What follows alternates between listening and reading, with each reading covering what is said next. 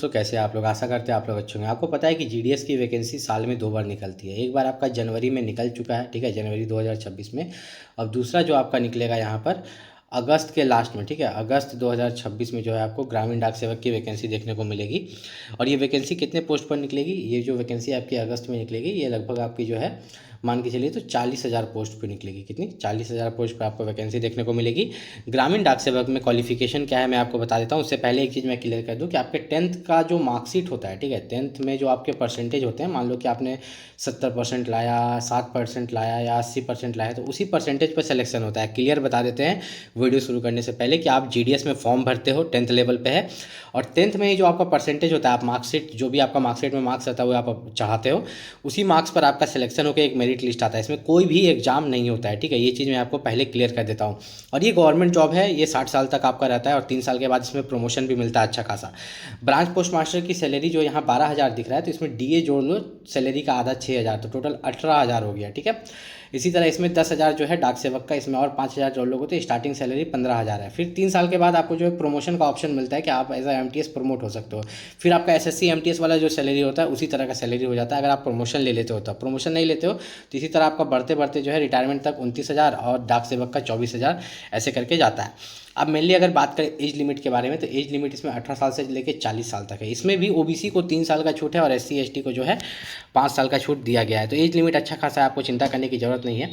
उसके बाद अगर हम लोग यहाँ पर थोड़ा सा नीचे चले तो इन्होंने क्वालिफिकेशन के बारे में बोला है कि एजुकेशन क्वालिफिकेशन कि आप 10th पास होने चाहिए। क्या होना चाहिए? 10th पास होने चाहिए। और 10th में आपका मैथ्स और इंग्लिश होना चाहिए, ठीक है। क्लास 10th में आपका ये 2 सब्जेक्ट होना चाहिए, मैथमेटिक्स और इंग्लिश, ठीक है। इस चीज़ का यहाँ पर खास ख्याल रखिएगा।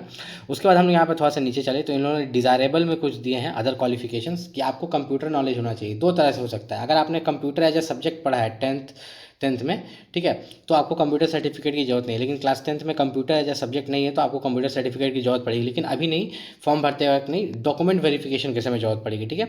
साइकिल चलाने आना चाहिए। एडिक्वेट मीन्स ऑफ लाइवलीहुड की मतलब आप कुछ ना कुछ पहले से कमा रहे हैं, क्यों ना 500 रुपया महीना का कमा रहे हैं, लेकिन कुछ ना कुछ पहले से कमा रहे हैं, ठीक है।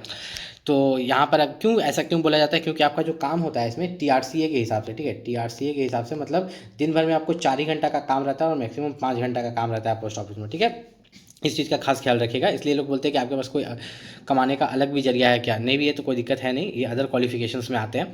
देखिए, जब भी आपका मेरिट लिस्ट में नाम आएगा तो उसके लिए आपको 15 दिन का समय दिया जाएगा। इसमें अगर आप डॉक्यूमेंट सबमिट नहीं कर पाते हैं तो आपको रिजेक्ट कर दिया जाएगा, ठीक है। जैसे कि आपका ओबीसी कैटेगरी, एससी एसटी और ईडब्ल्यूएस कैटेगरी से यहाँ पर जो सेंट्रल लेवल कास्ट सर्टिफिकेट मांगा जाता है वो आपके पास होना चाहिए, ठीक है, लेटेस्ट वाला, ठीक है। ये सब डॉक्यूमेंट्स आपको रेडी रखना है ताकि आपको किसी भी तरह का दिक्कत यहाँ पर ना हो। अब दूसरी सबसे बड़ी बात कि कहाँ अप्लाई करने से कितने परसेंटेज हो तो हमें अप्लाई करना चाहिए, ठीक है। अगर आप किस स्टेट से बिलोंग करते हैं तो हम पहले यहाँ चले जाते हैं जहाँ पर सभी स्टेट्स आपको दिखा रहे हैं और लैंग्वेज दिखाई दे रहा है, ठीक है। तो यहाँ पर हम आ चुके हैं।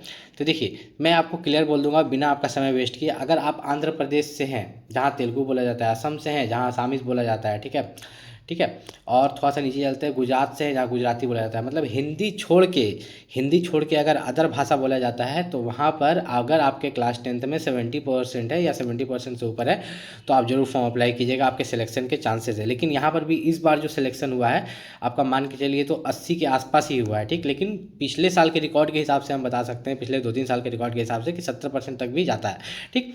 दूसरा, अगर आप ऐसे जगह से जहाँ पर हिंदी बोला जाता है, ठीक है, ऐसे राज्य से ऐसे सर्कल से भर रहे हैं जहाँ हिंदी बोला जाता है, तो आपके क्लास 10th में जो है यहाँ पर 85% से ऊपर हो तभी फॉर्म अप्लाई करें। लेकिन अगर रिस्क लेना चाहते हैं तो 80% से भी ऊपर है तो आप फॉर्म अप्लाई कर सकते हैं, लेकिन 85% से ऊपर वाले का ही यहाँ पर सिलेक्शन होता है, क्योंकि पहला कट ऑफ ही जाएगा आपका 99, 100, फिर 95, फिर 92, तो बहुत मुश्किल से 85 तक पहुँचता है 6th-7th मेरिट लिस्ट तक और आपका सिलेक्शन होता है।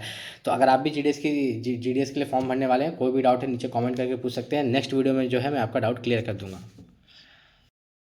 अगर आप जीडीएस का फॉर्म भरने वाले हैं 2026 में अगस्त सितंबर में जो जीडीएस की नई वैकेंसी निकलेगी उससे रिलेटेड कोई भी डाउट है तो आप नीचे कमेंट करके पूछ सकते हैं।